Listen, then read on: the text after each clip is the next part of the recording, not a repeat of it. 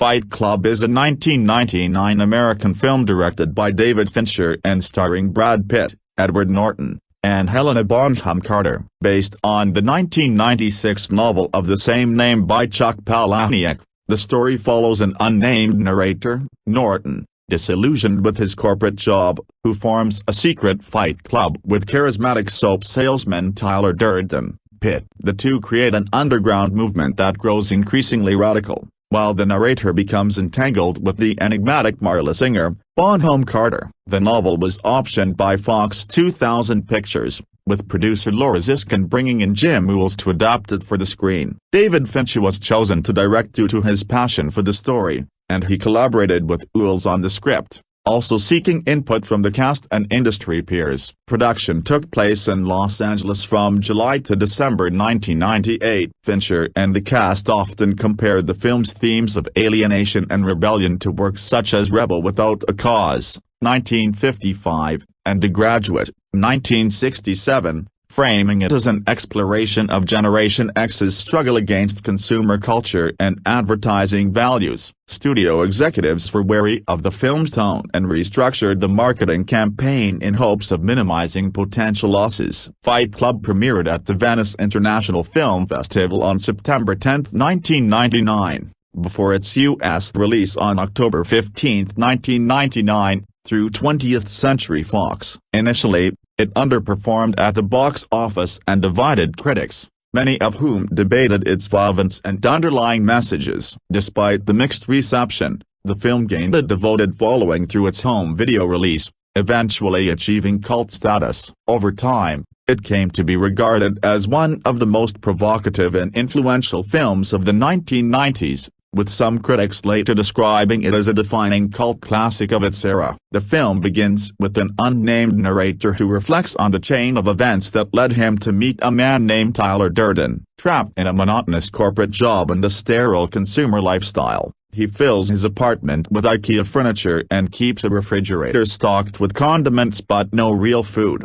His dissatisfaction manifests as severe insomnia when his doctor refuses to prescribe medication, advising him instead to witness real suffering at the Testicular Cancer Support Group. The narrator attends and befriends Robert Bob Paulson, a former bodybuilder whose hormone treatments caused him to develop breasts. By opening up emotionally at these meetings, the narrator is finally able to sleep. Soon, however, he becomes addicted to this release and begins frequenting multiple support groups under false pretenses. His fragile routine is disrupted when he encounters Marla Singer, another imposter who haunts the same meetings. Her presence threatens his ability to cry and sleep, so he confronts her. They agree to split the groups between them but exchange contact information. Around the same time, his job sends him on business trips, and during one flight he meets Tyler Durden, an eccentric soap salesman with unconventional views on consumer culture. When the narrator returns home to find his apartment destroyed in a mysterious explosion,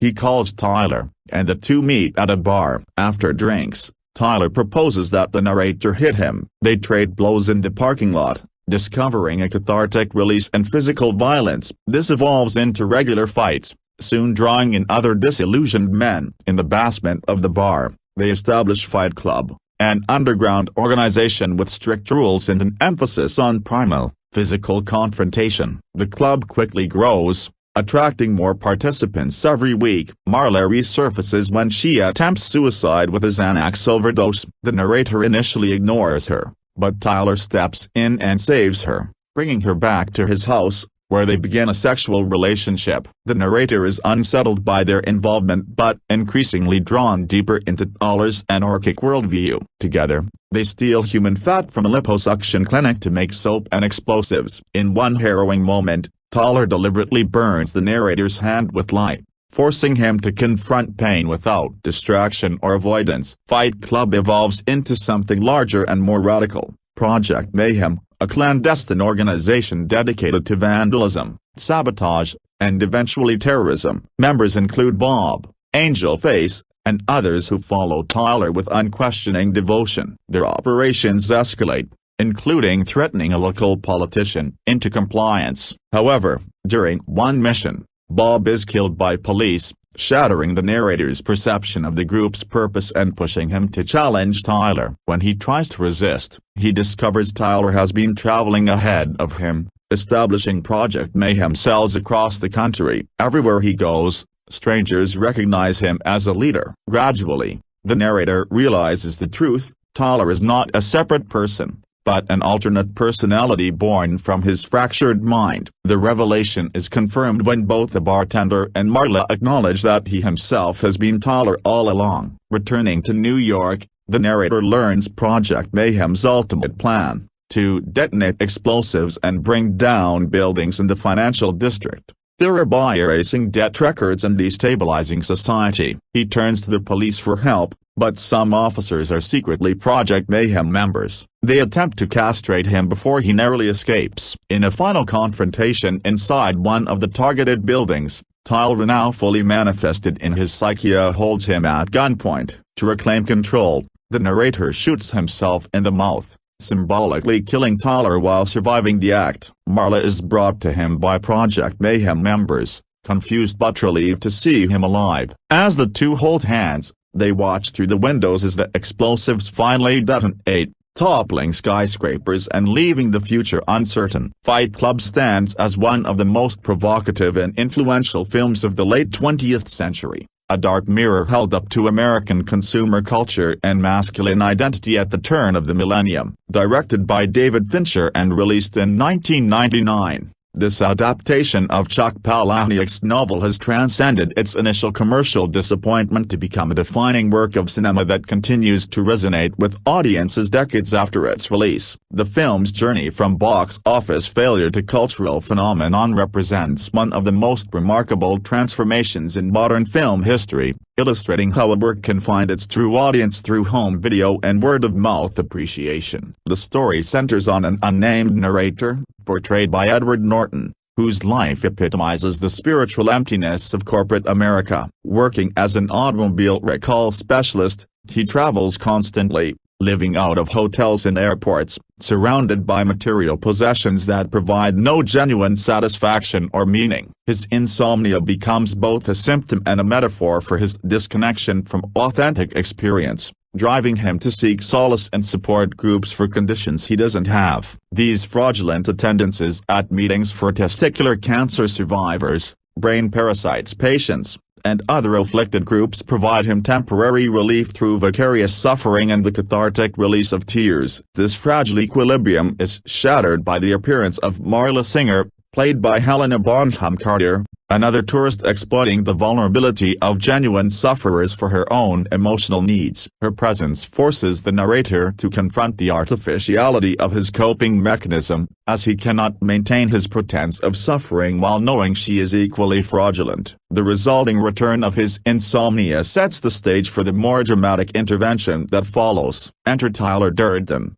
Brad Pitt's charismatic embodiment of everything the narrator wishes he could be. Tyler appears first as a fellow passenger on an airplane, dispensing cryptic wisdom about consumer culture and personal authenticity. When an explosion destroys the narrator's carefully curated apartment along with his IKEA furniture and designer possessions, Tyler offers him sanctuary in a decrepit house that represents the antithesis of corporate comfort. This moment marks the beginning of the narrator's journey away from his sanitized existence towards something more primitive and real. The Fight Club itself emerges almost organically from a chance encounter between the narrator and Tyler outside a bar. A simple request for Tyler to hit him evolves into a ritualistic confrontation that provides both men with a visceral experience they have been lacking in their lives. The underground Fight Club that grows from this initial encounter serves multiple functions. It provides a release valve for masculine frustration, creates a sense of brotherhood among participants,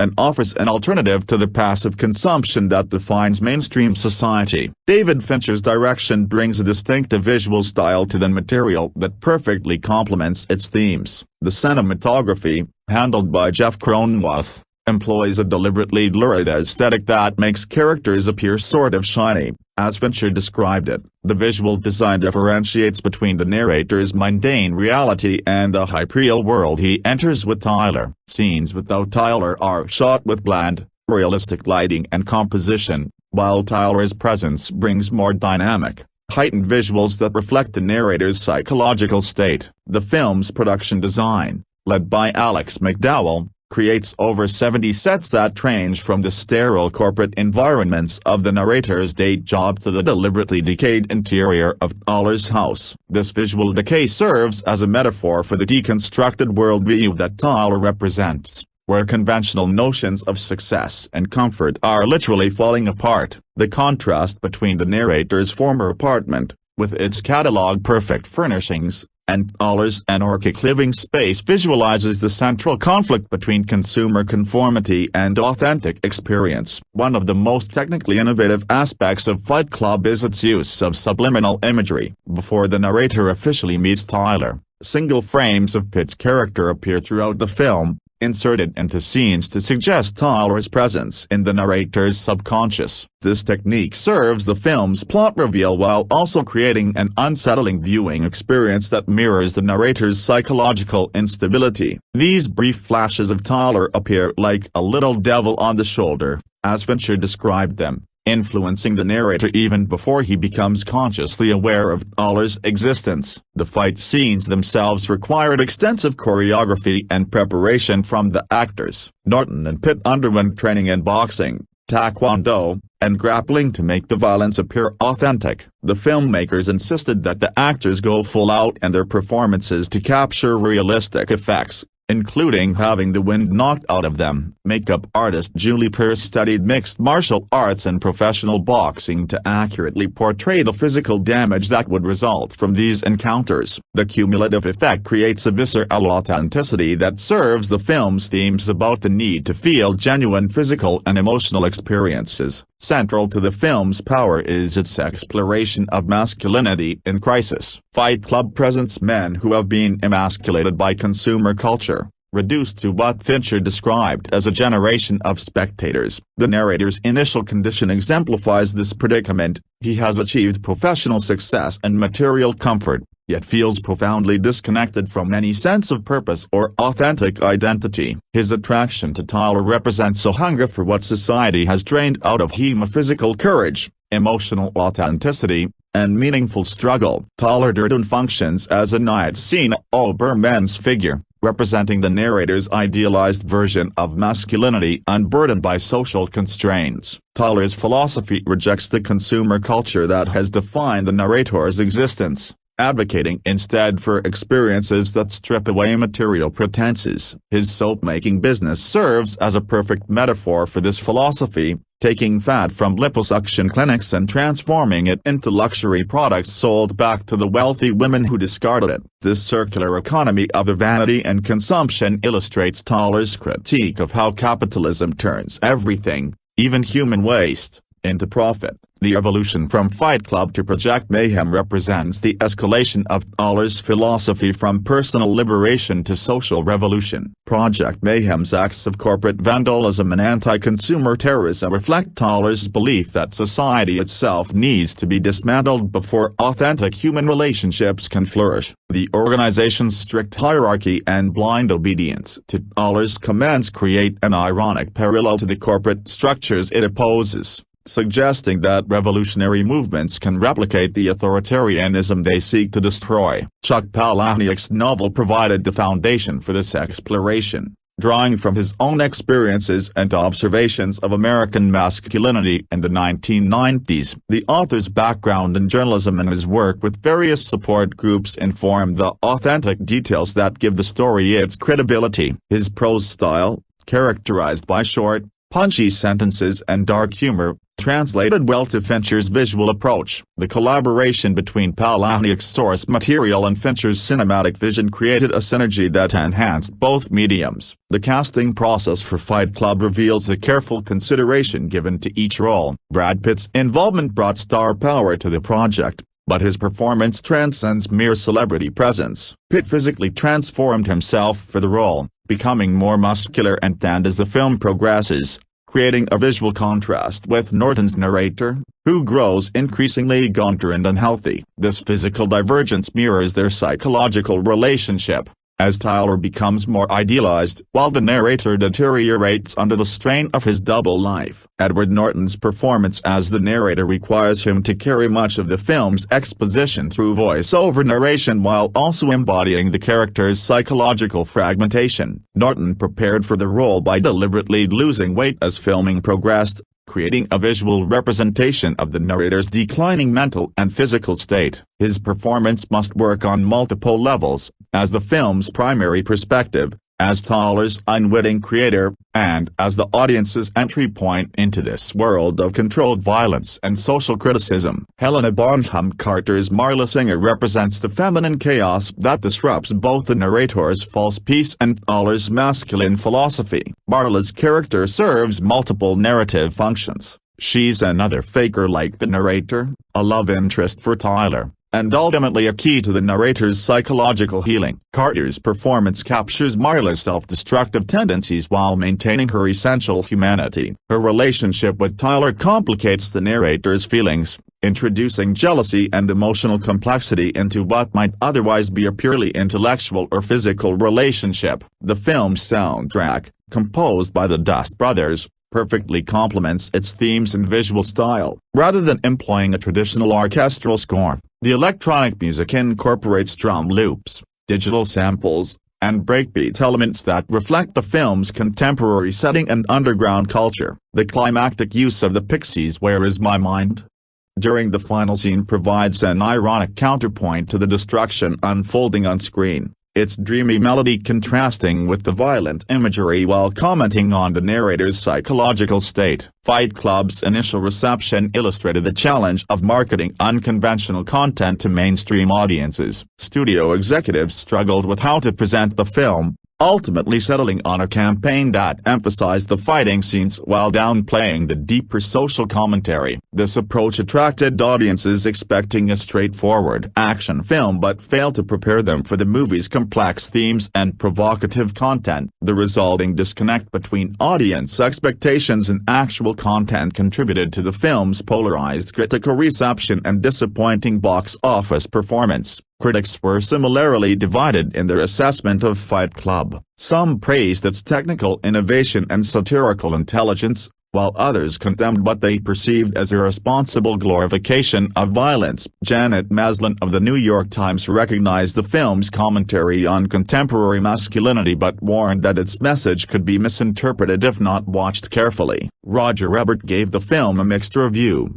appreciating its technical craftsmanship while criticizing what he saw as shallow philosophizing disguised as profundity. The film's journey to cult status began with its DVD release in 2000. The two-disc special edition, packaged to look like brown paper wrapping tied with wine, became one of the most comprehensive home video releases of its time. David Fincher's personal involvement in the DVD production demonstrated his commitment to presenting his complete vision for the film. The extensive commentary tracks, behind-the-scenes features, and supplementary materials allowed audiences to engage with the film's themes and production process in unprecedented depth. This home video success transformed Fight Club from a commercial disappointment into a profitable venture for 20th Century Fox. The film sold over 6 million copies on DVD and video within its first decade of release, generating over $55 million in rental revenue. This transformation from theatrical failure to home video success became a model for how challenging content could find its audience through alternative distribution channels. The cultural impact of Fight Club extended far beyond its commercial performance. The film's critique of consumer culture resonated with audiences experiencing the economic uncertainties of the early 2000s. Its exploration of masculine identity spoke to men struggling with changing social expectations and economic pressures. The film's visual style and narrative techniques influenced subsequent filmmakers, contributing to the development of more complex and challenging mainstream cinema. However, this cultural influence also included some troubling real-world consequences. Several actual fight clubs formed in response to the film, with participants misunderstanding or ignoring the movie's ultimate critique of Tyler's philosophy. Teen fight clubs emerged in various locations, leading to injuries and legal consequences. More seriously, some individuals involved in criminal activities claimed inspiration from the film's anarchist elements, including Luke Elder, who planted pipe bombs in a pattern intended to create the smiley face on the map of the United States. These real-world responses highlighted the danger of audiences taking Tyler's philosophy at face value without understanding the film's ultimate rejection of his extremism. The narrator's final rejection of Tyler and embrace of Marla represents the film's true message, that authentic human connection requires vulnerability and compromise, not the destruction of existing social structures. The film's ending suggests that genuine change must come from within individuals rather than from external revolutionary action. The religious community's response to Fight Club proved particularly interesting, with some evangelical churches adopting the film's imagery and themes for their own purposes. Church groups used the Fight Club concept metaphorically, creating discussion groups focused on spiritual warfare and masculine discipleship. This appropriation demonstrated the film's capacity to generate meaning beyond its creator's intentions, though it also illustrated how easily its message could be simplified or misunderstood. Fight Club's technical achievements extended beyond its visual style and performances to its groundbreaking use of digital effects. The film's title sequence, which depicts a journey through the narrator's brain at a microscopic level, represented cutting-edge computer animation for its time. The sequence, created by Digital Domain, used advanced rendering techniques to create a scientifically informed but artistically stylized visualization of neural activity. This opening serves both as a technical showcase and a thematic introduction, suggesting the film's focus on internal psychological landscapes. The famous cue mark scene, where Tyler points out the cigarette burns that signal real changes to movie projectionists, serves as a meta-commentary on the film medium itself. This moment breaks the fourth wall to remind audiences that they are watching a constructed narrative, foreshadowing the revelation that Tyler himself is a construction of the narrator's mind. The scene represents a turning point where the film's fairly subjective reality begins to break down, preparing audiences for the psychological revelations that follow. Visual effects also play a crucial role in depicting the climactic destruction of the credit card company buildings. This sequence, which took over 14 months to complete, serves as both spectacle and metaphor. The destruction of financial institutions represents Tyler's ultimate goal of resetting society by eliminating debt records, but the narrator's shooting of Tyler suggests that such revolutionary destruction is ultimately self-destructive. The visual contrast between the narrator's violence against himself and the external destruction of buildings emphasizes the internal nature of the conflict. The film's exploration of consumer culture remains remarkably prescient decades after its release. The narrator's apartment, filled with carefully selected IKEA furniture and designer objects, represents a lifestyle that prioritizes aesthetic consumption over genuine human experience. His voice-over narration of his possessions, accompanied by catalog-style descriptions and prices, satirizes how consumer culture trains individuals to define themselves through their purchases rather than their relationships or achievements. This consumer critique extends to the film's treatment of advertising culture, which Norton's character describes as dictating value systems to an entire generation. The film argues that advertising creates artificial needs and desires that can never be truly satisfied,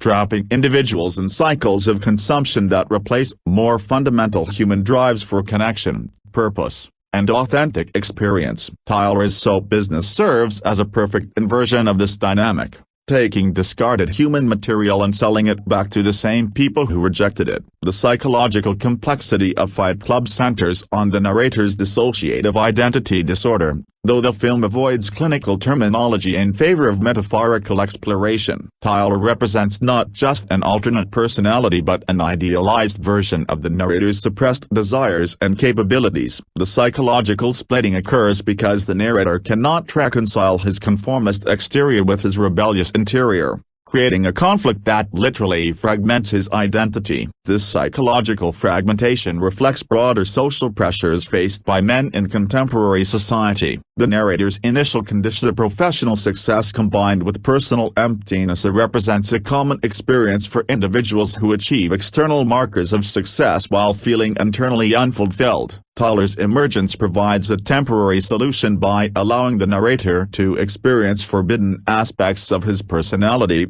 but the ultimate integration requires accepting both conformist and rebellious impulses within a single identity. The relationships between Tyler and Marla adds another layer of psychological complexity to the narrative. Tyler's sexual relationship with Marla represents the narrator's displaced desire for intimate human connection, but because the narrator cannot acknowledge Tyler as himself, he experiences this relationship as betrayal rather than fulfillment. The narrator's jealousy of Tyler's relationship with Marla reflects his inability to accept his own capacity for intimate vulnerability, preferring the safe distance of idealized masculine performance. Marla herself represents a kind of feminine chaos that both attracts and threatens the masculine order that Tyler attempts to create. Her presence in the support groups mirrors the narrator's own fraudulent seeking of authentic experience, making her an uncomfortable reminder of his own inauthenticity. Her relationship with Tyler forces the narrator to confront his emotional needs rather than sublimating them into physical violence or revolutionary action. The film's treatment of violence serves multiple thematic functions beyond mere spectacle or shock value.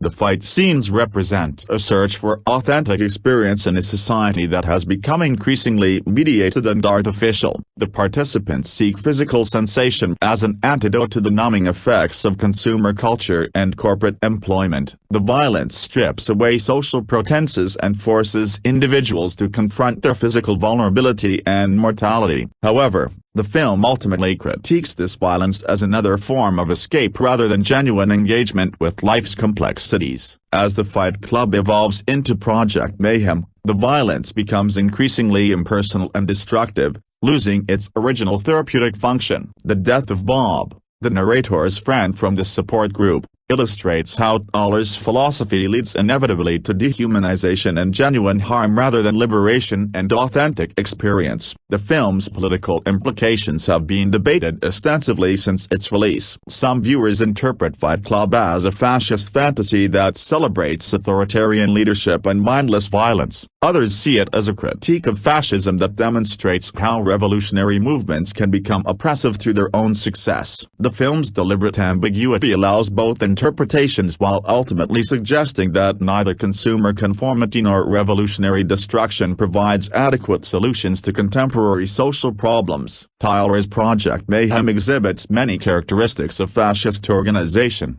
blind obedience to authority, uniformity of appearance and behavior, ritualistic activities, and the dehumanization of outsiders. The members lose their individual identities, becoming interchangeable units in Tyler's revolutionary army. This transformation mirrors the conformity they originally sought to escape, suggesting that rebellion without self-awareness simply creates new forms of oppression. The film's gender politics have also generated considerable discussion and controversy. Fight Club can be read as a critique of toxic masculinity that demonstrates the destructive consequences of defining manhood through violence and emotional suppression. Alternatively, it might be interpreted as celebrating masculine aggression as a necessary response to social emasculation. The narrator's final integration suggests a middle path that accepts both the masculine and feminine aspects of human experience. Marla's role as the primary female character has been criticized for reinforcing stereotypes about feminine chaos and masculine order. However,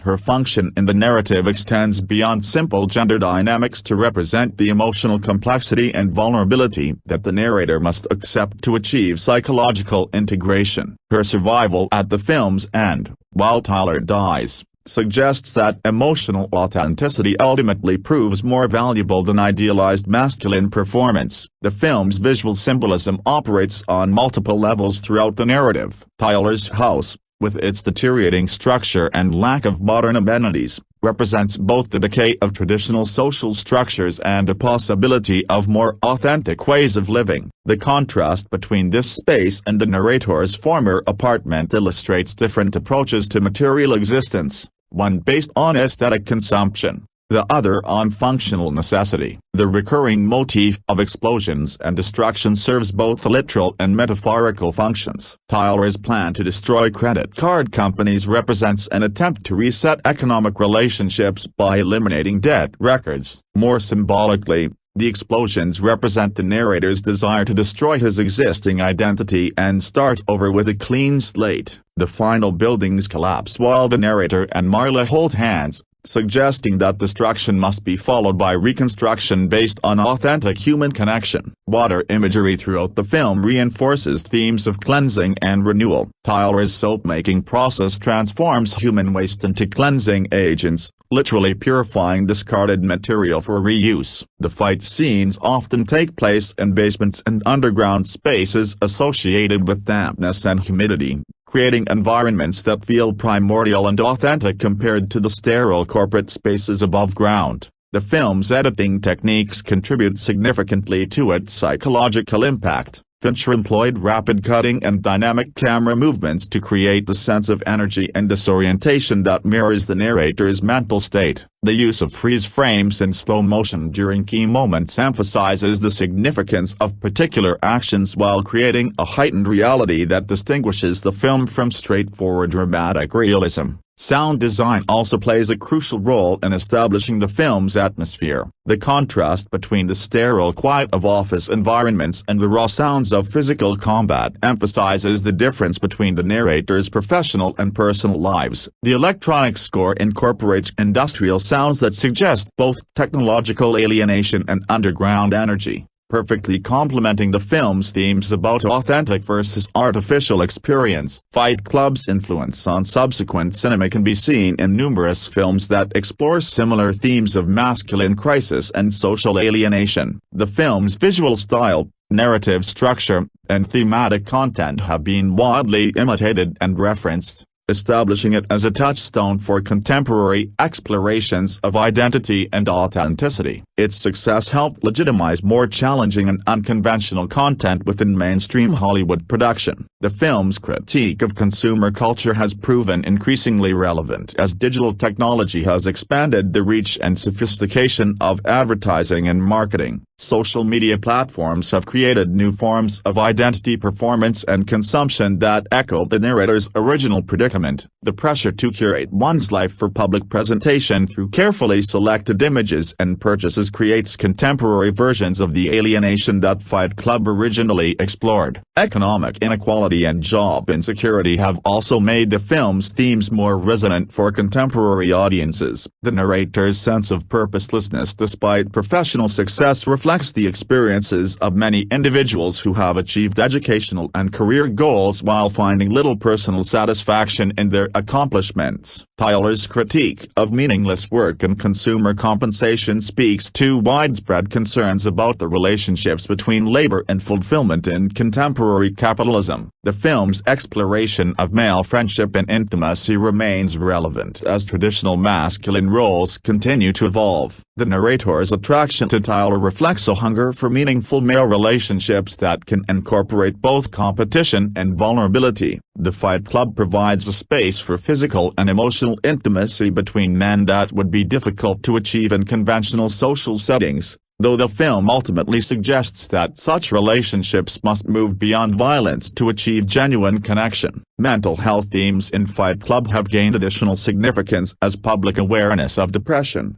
anxiety, and dissociative disorders has increased. The narrator's insomnia and association reflect common responses to stress and alienation that many viewers recognize from their own experiences. The film's portrayal of these conditions avoids clinical detachment while maintaining respect for the genuine suffering involved in psychological fragmentation. The film's treatment of support groups and therapeutic communities also speaks to contemporary debates about authenticity and emotional expression. The narrator's fraudulent participation in support groups reflects broader concerns about the commodification of suffering and the performance of vulnerability for personal benefit. Marla's similar fraudulence suggests that such behavior represents a common response to social isolation rather than individual moral failing. Project Mayhem's terrorist activities have taken on additional resonance in the context of contemporary political violence and extremism. The film's portrayal of how legitimate grievances can evolve into destructive fanaticism provides insight into the psychology of radicalization and the appeal of extremist movements. Tyler's charismatic leadership and the members' willing self-sacrifice reflect patterns patterns seen in various contemporary political and religious movements. The film's global reception varied significantly across different cultural contexts,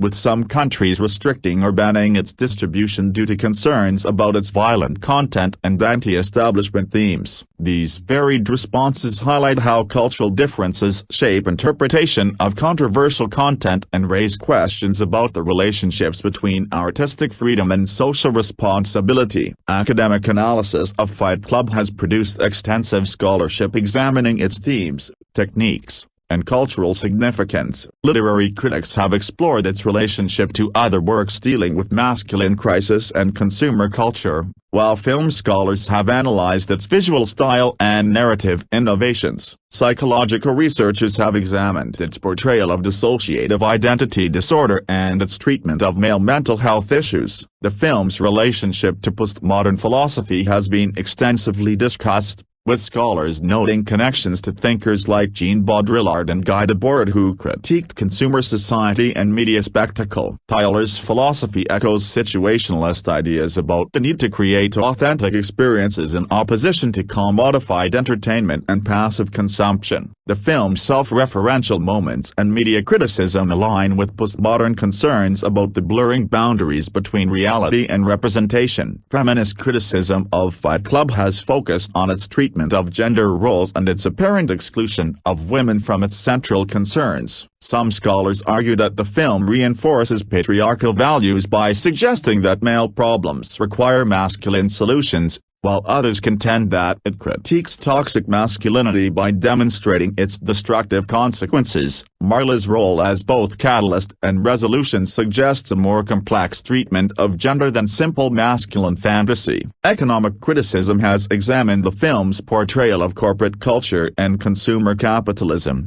noting both its insights and limitations. Some analysts praise its recognition of how consumer culture shapes identity and desire, while others argue that its proposed alternatives remain vague and impractical. The film's focus on individual psychological solutions rather than collective political action has been particularly criticized by scholars interested in systemic social change. The film's portrayal of violence has been analyzed from multiple perspectives, including its psychological functions, its aesthetic representation, and its potential social effects. Some scholars argue that the violence serves legitimate artistic and thematic purposes, while others contend that it risks glorifying aggression and encouraging imitation. The documented cases of real-world fight clubs inspired by the film have complicated these discussions by providing concrete examples of the movie's potential influence on behavior. Religious interpretations of Fight Club have explored its spiritual themes and metaphorical content. Some analysts see the film as a critique of material worship and a call for spiritual awakening,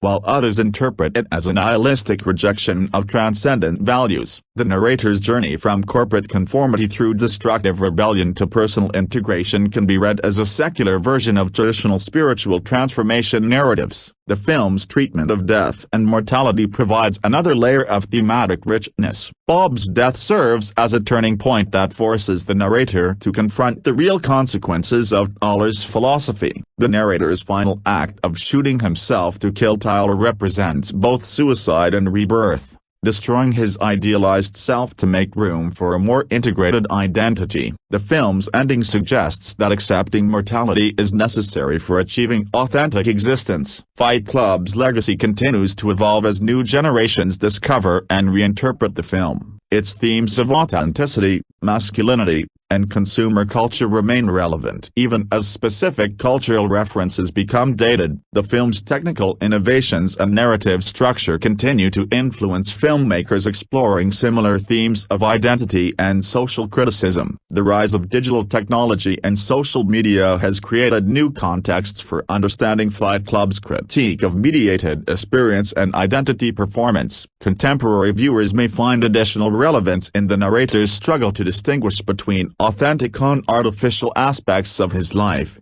as digital platforms create new opportunities for curated self-presentation that mirror his original predicament with consumer goods. Economic instability and job insecurity in the 21st century have made Tyler's critique of meaningless work more resonant for audiences who have experienced unemployment, underemployment, or job dissatisfaction despite educational achievements. The narrator's sense of purposelessness despite professional success reflects experiences common among educated workers in various industries facing automation, outsourcing, or economic restructuring. Climate change and environmental degradation have also provided new contexts for interpreting the film's anti-consumer message. Tyler's critique of unnecessary consumption and his advocacy for simpler living align with contemporary environmental concerns about sustainable lifestyles and responsible consumption. The film's apocalyptic imagery resonates with contemporary anxieties about ecological collapse and social transformation. Political polarization and social division have made the film's exploration of extremism more relevant for contemporary audiences. Tyler's ability to transform legitimate grievances into destructive fanaticism reflects patterns visible in contemporary political movements across the ideological spectrum. The film's warning about the dangers of charismatic leadership and blind obedience speaks to ongoing concerns about authoritarianism and political radicalization. Mental health awareness has increased significantly since Fight Club's original release, providing new frameworks for understanding the narrator's psychological journey. Contemporary discussions of depression, anxiety, and trauma have made the film's portrayal of psychological suffering more recognizable and relatable for audiences who might not have understood those experiences when the film was first released. The film's exploration of male vulnerability and emotional expression has gained additional relevance as traditional masculine roles continue to evolve. Contemporary discussions about toxic masculinity and mental health have created new contexts for understanding the narrator's struggle to integrate different aspects of his identity. The film's ultimate message about the importance of authentic human connection over idealized performance speaks to ongoing efforts to redefine healthy masculinity. Fight Club's technical achievements continue to be recognized and studied by film students and professionals. David Fincher's visual style and editing techniques have become part of the standard vocabulary of contemporary cinema, influencing how filmmakers approach complex psychological narratives and social criticism. The film's integration of practical and digital effects serves as a model for how technology can enhance rather than replace traditional filmmaking techniques. The film's marketing and distribution history provides valuable insights into the challenges of promoting unconventional content to mainstream audiences. Its transformation from commercial failure to cult success illustrates how alternative distribution channels and word-of-mouth marketing can rescue challenging content that fails to find its audience through traditional promotion methods. DVD commentary and supplementary materials have become standard features partly due to Fight Club's comprehensive special edition release. Fincher's involvement in the home video presentation demonstrated how directors could maintain creative control over their work beyond its theatrical release, influencing industry practices around digital distribution and content presentation. The film's international reception and censorship history illustrate the global nature of contemporary media distribution and the ongoing tensions between artistic freedom and social concerns. Different countries' varied responses to the film's content reflect cultural differences in attitudes toward violence, authority, and social criticism, highlighting how the same content can generate different meanings in different contexts. Fight Club's enduring popularity among certain demographic groups has made it a cultural touchstone that continues to generate discussion and analysis. Its status as a cult classic reflects its ability to speak to specific concerns and experiences that resonate deeply with particular audiences, even as its broader cultural impact remains complex and sometimes controversial. The film's influence on internet culture and meme creation demonstrates how contemporary media consumption has changed since its original release. Online communities have created extensive networks of references, jokes, and analysis around the film, extending its cultural impact beyond traditional media channels and creating new forms of audience engagement with its content. Educational use of Fight Club in film studies, psychology, and cultural studies courses has established it as an important text for academic analysis. Its rich thematic content and technical innovation make it valuable for teaching about narrative structure, visual design, social criticism, and contemporary masculinity, ensuring that it continues to reach new audiences through formal educational contexts. The film's relationship to other works and David Fincher's career provides additional context for understanding its themes and techniques. Connections to films like Seven, The Game, and Zodiac reveal consistent interests in psychological darkness, social criticism, and visual storytelling that position Fight Club within a larger artistic vision rather than as an isolated achievement. Contemporary discussions about the film often focus on its prophetic qualities, particularly its anticipation of economic instability, political extremism, and social media culture. These retrospective analyses highlight how effective social criticism can remain relevant beyond its immediate historical context by identifying underlying patterns and tensions that continue to evolve rather than disappearing. Fight Club's contribution to discussions about authenticity and identity in postmodern society remains significant for contemporary cultural analysis. Its exploration of how consumer culture shapes selfhood and its investigation of the relationships between individual psychology and social structure continue to provide valuable insights for understanding contemporary life in advanced capitalist societies. The film's legacy ultimately rests on its ability to crystallize and dramatize concerns that many individuals experience but struggle to articulate. Its combination of psychological insight, social criticism, and technical innovation created a work that speaks to fundamental questions about identity, authenticity, and human connection that transcend its specific historical moment while remaining deeply rooted in the particular conditions of late 20th century American society. As Fight Club continues to find new audiences and generate fresh interpretations, its status as a significant cultural artifact seems secure. Its complex treatment of difficult themes ensures that it will continue to provoke discussion and analysis, while its technical achievements guarantee its place in cinema history. Whether viewed as cautionary tale, social critique, or psychological drama, Fight Club remains a powerful and challenging work that demands serious engagement with its themes and implications. The film's ultimate message about the importance of authentic human connection over idealized performance or destructive rebellion speaks to universal concerns about how to live meaningfully in complex modern societies. Its warning about the dangers of extremism and its celebration of psychological integration provide valuable insights for individuals and communities struggling with questions of identity and belonging that remain relevant across different cultural and historical contexts. Fight Club stands as a testament to the power of cinema to explore complex social and psychological themes through compelling narrative and innovative technique. Its journey from commercial disappointment to cultural phenomenon illustrates how truly challenging art can find its audience through persistence and word-of-mouth appreciation,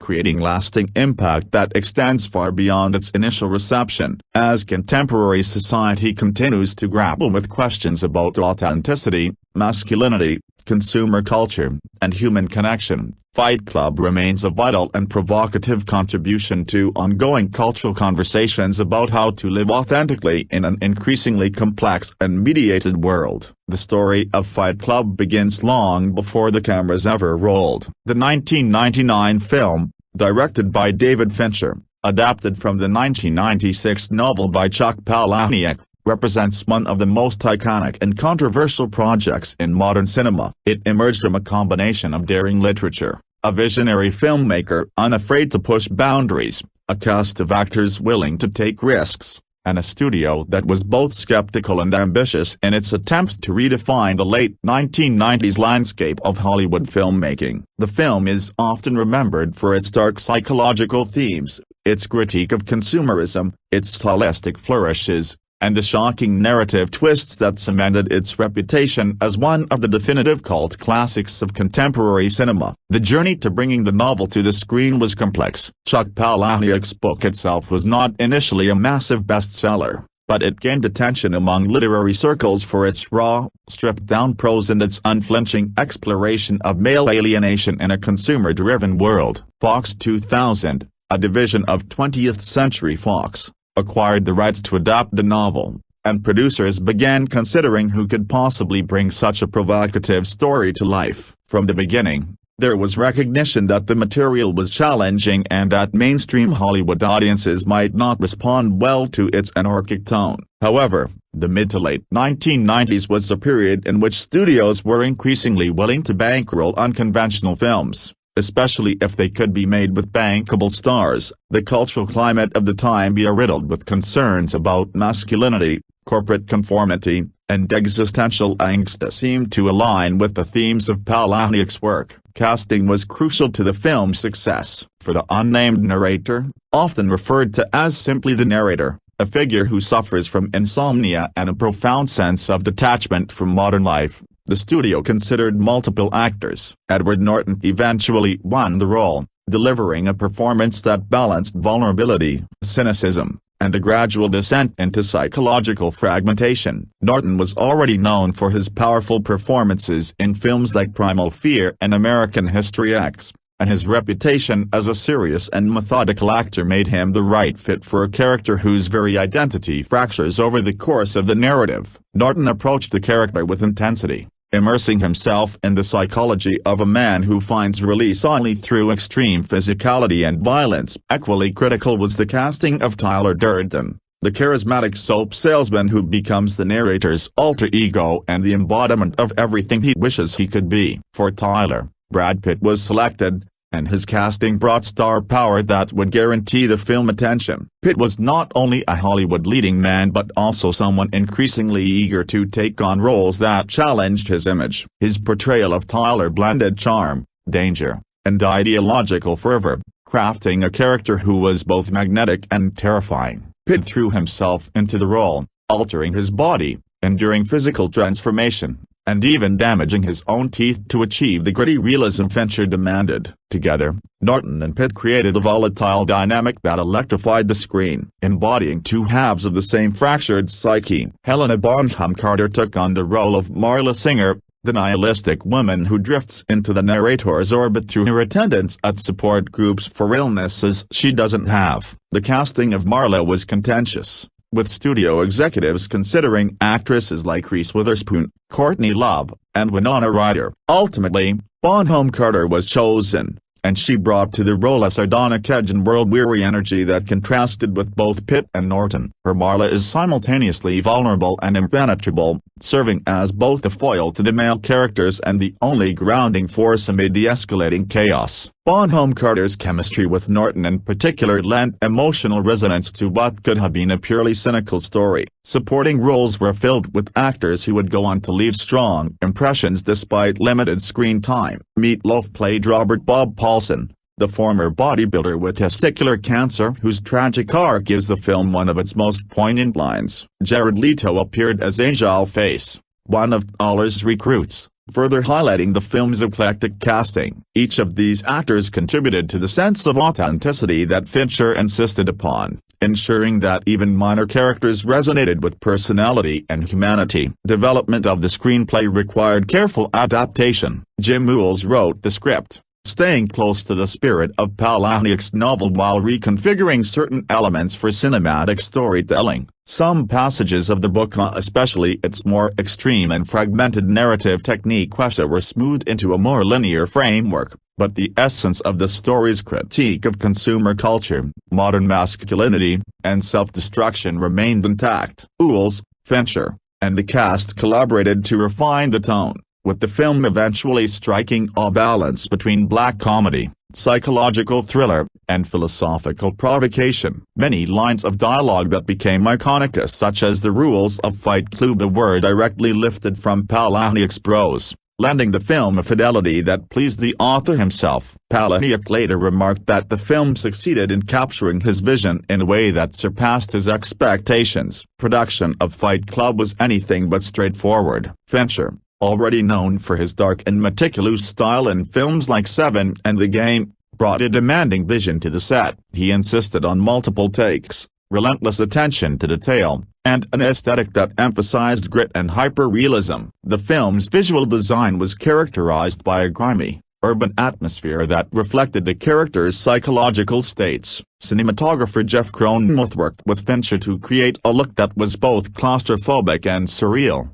using unusual camera angles, CGI-enhanced transitions, and stark contrasts of light and shadow. The cinematography mirrored the duality of the narrator's perspective, often blurring the line between reality and hallucination. The physicality of the film required elaborate choreography for the fight scenes. Norton and Pitt trained extensively to make the brawls believable while maintaining the chaotic and unrefined energy of underground fighting. Unlike stylized Hollywood action sequences, the fights in Fight Club were designed to look raw, painful, and brutal. Fincher emphasized the sound design of fists hitting flesh, bones breaking, and the grotesque aftermath of violence. These elements combined to create a visceral sense of physical release that underlined the thematic critique of emasculated men finding empowerment through destruction. Music was another essential component of Fight Club's identity. The Dust Brothers, known for their innovative electronic soundscapes, composed the score, delivering an audio experience that was as unsettling and unconventional as the visuals. The use of industrial beats, experimental layering, and haunting rhythms provided an ironic counterpoint to the violence and chaos on screen. The soundtrack, along with the film's use of the Pixies' song Where Is My Mind? During its iconic closing sequence, cemented Fight Club's place in pop culture. The choice of music enhanced the film's ability to oscillate between surreal humor and chilling intensity. When Fight Club was released in 1999, it encountered both controversy and confusion. The marketing campaign struggled to capture the essence of the film, with studio executives unsure whether to sell it as a violent action film, a dark comedy, or a social commentary. Early screenings elicited polarized reactions. Some critics derided it as irresponsible, nihilistic, and overly violent, while others praised its daring critique of modern life and its bold cinematic experimentation. The film's box office performance initially disappointed, with domestic grosses falling short of expectations. Many audiences, misled by the promotional material, expected a conventional Brad Pitt action vehicle rather than a challenging exploration of psychological collapse. However,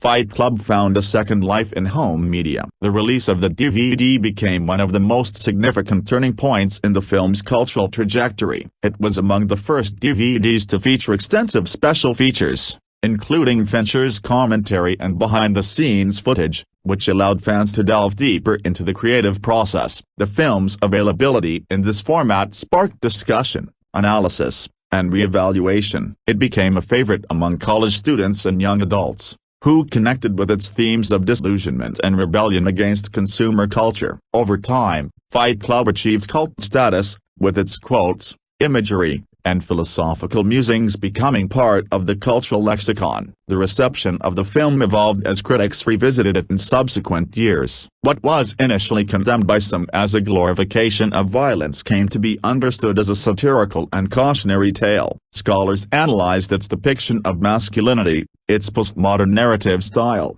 and its commentary on the emptiness of materialism. The unreliable narration and the twist revealing Tyler as the narrator's projection added layers of complexity that rewarded repeat viewings. Critics began comparing it to classics of American cinema that challenged social norms, and many ranked it among the most significant films of the 1990s. Box office numbers, though modest during its theatrical run, were eclipsed by the film's massive success in the home video market. Fight Club became one of the highest-selling DVDs of its time, proving that its impact extended far beyond theaters. This shift in reception demonstrated how the culture of film consumption was changing at the dawn of the digital age. It also showed how controversial and misunderstood films could thrive when given a second chance outside of traditional distribution models. Analysis of Fight Club has covered a wide range of interpretations. Some see it as a critique of toxic masculinity, showing how disempowered men can become susceptible to destructive ideologies. Others interpret it as an exploration of identity and mental illness,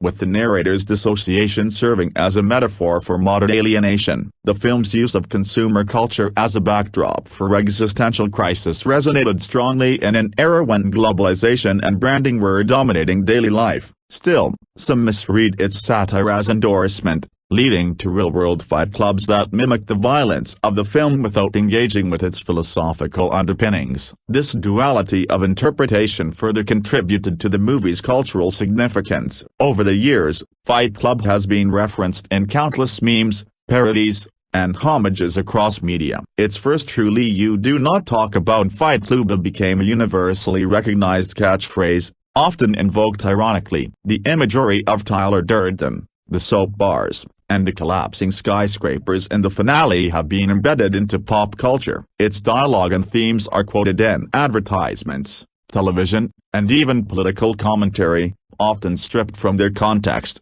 further demonstrating how a piece of art can take on a life of its own in the collective imagination. The mythology of Fight Club expanded as time passed, becoming not just a film but a cultural phenomenon that invited endless interpretation. Its staying power lies in the way it operates on multiple levels simultaneously. At face value, it is a story about men fighting in basements to reclaim some primal essence of themselves. Beneath that, however, is an intricate narrative about identity, mental instability, disillusionment, and rebellion against societal structures. The ambiguity of its message, whether it is condemning or celebrating the extremes it depicts, has allowed it to endure in discussions far longer than many of its contemporaries. What critics once called nihilism is often re-examined as satire, a biting reflection of an era in which traditional notions of identity were beginning to erode under consumer culture and late capitalism. From a production standpoint,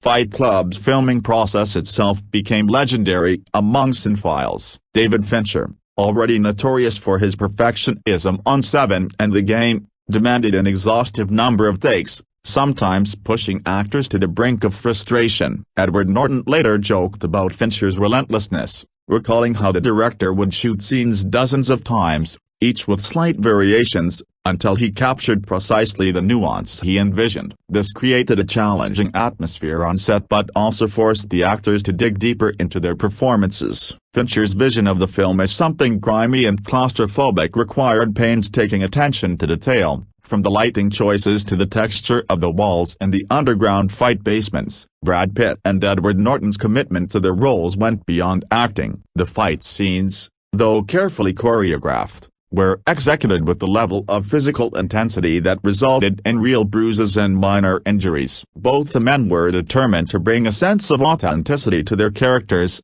and Pitt, in particular, embraced the idea of roughness by altering his body. He reportedly had his front tooth chipped for the role, only to repair it after filming. Helena Bonham Carter also immersed herself in her role, adopting Marla's detached, ironic mannerisms with precision. Her use of dark makeup and disheveled clothing created a stark visual contrast to the clean-cut narrator and the charismatic Tyler, emphasizing her role as both an outsider and a reluctant participant in the chaos. The set design of Fight Club played a crucial role in building the film's oppressive atmosphere. The dilapidated house where Tyler and the narrator live became a character in itself. Located in a decaying industrial neighborhood, the house was intentionally designed to look like a place falling apart from the inside out, filled with mold, leaking pipes, and flickering lights. Fincher wanted the house to symbolize both the collapse of the character's sanity and the rejection of modern comforts. Similarly, the Fight Club locations of dark basements, parking garages, and empty warehouses were chosen to highlight the contrast between the sterile, consumerist world above and the raw, violent release happening below. These visual elements reinforce the idea that beneath the polished surface of society lies a seething undercurrent of dissatisfaction and rage. Fincher also experimented with digital techniques that were relatively new at the time. The film's use of CGI transitions such as the camera zooming into a trash can or through a coffee cup was groundbreaking, blending reality and imagination in a way that mirrored the narrator's fractured perception. These flourishes were not simply stylistic excess but served a narrative function, disorienting the audience and forcing them to question what was real. The film even included subliminal flashes of Tyler Durden early on, a clever foreshadowing of the eventual twist that Tyler and the narrator are the same person. This use of hidden frames reflected both the story's themes of subliminal influence and Fincher's obsession with detail, rewarding viewers who noticed the clues on repeat viewings. Sound design was equally innovative. The fights were deliberately mixed to sound more visceral than cinematic. Instead of stylized Hollywood punches, the audio team used amplified sounds of meat slaps and bone fractures to create a disturbingly realistic effect. The Dust Brothers soundtrack provided a counterpoint to this brutality, layering electronic beats and industrial noise to heighten the sense of unease. The final scene's use of the Pixies' "Where Is My Mind?"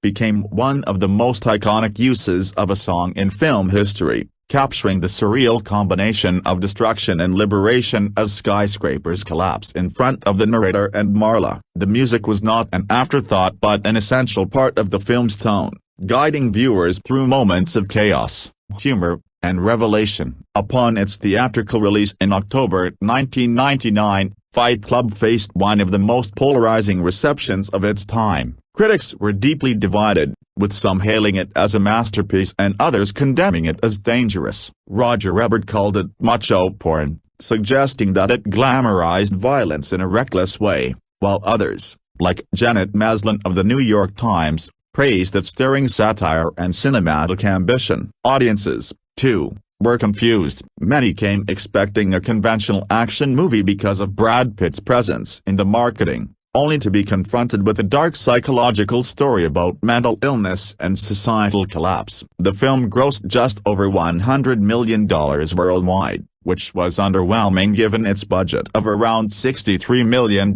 and a heavy promotional push by Fox. The studio considered it a disappointment, but its afterlife would prove far more significant. The DVD release transformed Fight Club's reputation. At a time when home media was becoming increasingly popular, the film became a must-own title for its elaborate special features, including multiple audio commentaries, behind-the-scenes documentaries, and deleted scenes. This gave fans unprecedented insight into Fincher's creative process and allowed the film to develop a devoted following among cinephiles. College campuses, in particular, embraced the film as a manifesto of sorts, with students quoting Tyler Durden's lines about consumerism, masculinity, and freedom. The first rule of Fight Club quickly entered the cultural lexicon, often used humorously in contexts far removed from the film. Over the years, the DVD sales and rentals turned Fight Club into one of the most profitable home releases of its era,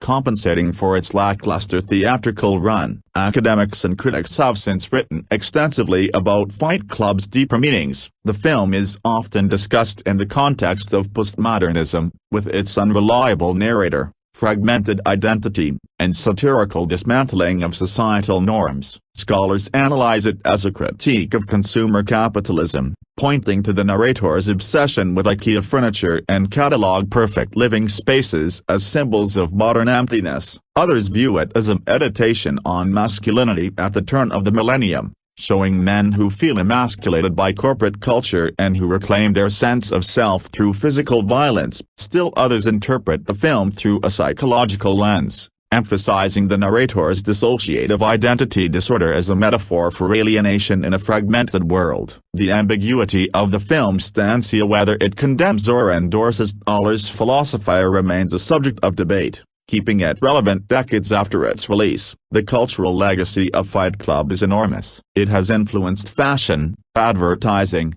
music videos, and even politics. The image of Tyler Durden, shirtless with sunglasses and a cigarette, became a symbol of rebellious cool. The concept of Fight Club spread in real life, with underground groups forming around the world, though often missing the film's satirical critique and instead embracing the literal violence. The film's dialogue has been endlessly quoted, "From the things you own end up owning you to it's only after we've lost everything that we're free to do anything." These lines, stripped of context, sometimes take on lives of their own, used by people with agendas far different from those of the filmmakers. This capacity for reinterpretation, whether accurate or noted, demonstrates the film's cultural penetration. In retrospect, Fight Club stands as a quintessential film of the late 1990s, capturing the anxieties of a generation on the cusp of the 21st century. It's released just months before the new millennium, and the fears of Y2K only amplified its themes of societal collapse and renewal through destruction. It anticipated the rise of internet subcultures,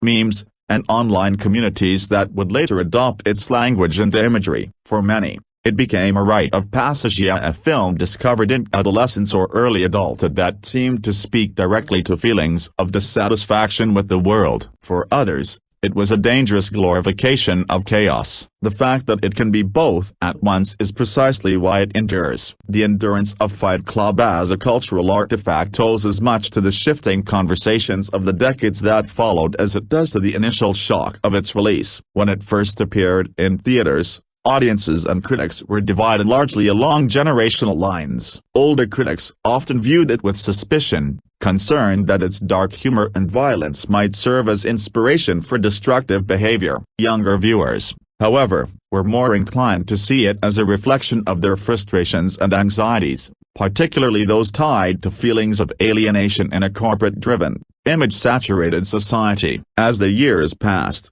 these generational reactions aged with the audience, allowing Fight Club to become a kind of touchstone for discussions about masculinity, consumerism, and identity in a rapidly digitizing world. David Fincher's role in shaping the tone of the film cannot be overstated. His meticulous attention to atmosphere is evident in every frame. He worked closely with cinematographer Jeff Cronenweth to establish a palette that was both oppressive and dreamlike. The dark greens, browns, and sickly yellows that dominate the film's look were meant to evoke a sense of decay, as though the world itself was rotting from within. This choice echoed the psychological decline of the narrator, whose fractured sense of reality colored everything he experienced. Even the scenes set in the clean, white, consumer-friendly spaces of IKEA catalogs or corporate offices were shot with a sterile, almost lifeless clarity that reinforced the emptiness of those environments. The contrast between the sleek surfaces of consumer culture and the grimy underground of Fight Club's visually illustrated the split within the narrator's psyche. Editing also played a critical role. James Hagen,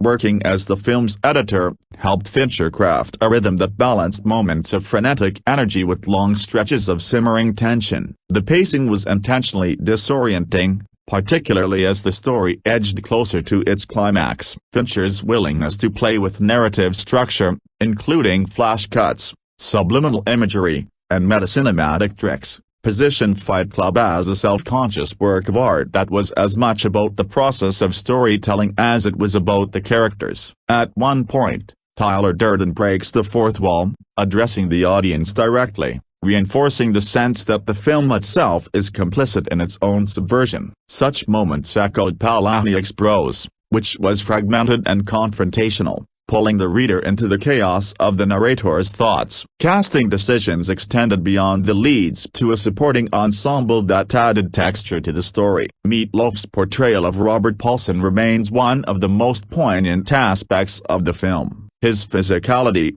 enhanced by a prosthetic suit designed to emphasize his exaggerated figure, provided both comedic absurdity and tragic pathos. Robert's death becomes a turning point in the narrative, transforming Project Mayhem from a loosely organized cult of disaffected men into a movement with martyrs. The chant of his name is Robert Paulson illustrates the shift from individual rebellion to collective identity, underscoring the dangers of ideology when it becomes stripped of nuance. Jared Leto, cast as Angel Face, offered another striking presence. His character's brutal beating at the hands of the narrator highlighted the dangerous collapse of boundaries between the narrator and Tyler, marking a moment where violence became less about liberation and more about cruelty. These supporting characters helped elevate the story beyond a psychological drama about one man, expanding it into a broader commentary on the susceptibility of disenchanted individuals to radicalization. The screenplay by Jim Mules has often been praised for its ability to translate Palahniuk's fragmented,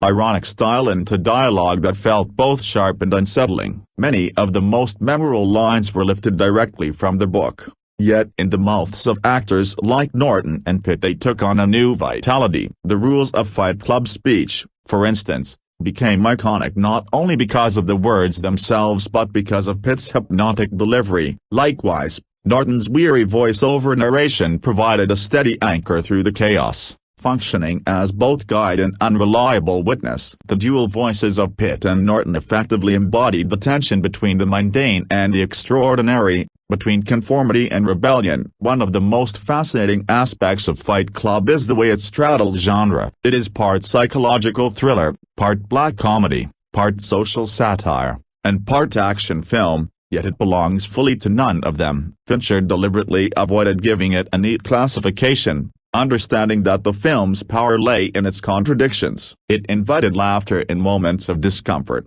elicited shock in scenes of violence, and inspired contemplation in passages of quiet reflection. This tonal fluidity contributed to the film's initial critical confusion but also ensured its longevity. Because it cannot be easily categorized, it continues to invite new interpretations with each passing decade. Thematically, Fight Club is steeped in questions of identity. The revelation that Tyler Durden is the narrator's split personality reframes the entire film. Suddenly, the chaotic narrative makes sense, and scenes previously thought to involve two characters are revealed to be one man at war with himself. This twist, while shocking on first viewing, also serves as a metaphor for the fractured condition of modern identity. The narrator creates Tyler as an escape from his dissatisfaction with life, but Tyler's philosophy ultimately threatens to consume him. The film suggests that in trying to rebel against consumerist conformity, one risks falling into a different kind of conformity of the embrace of destructive ideology. Tyler's rhetoric about freedom through destruction is seductive,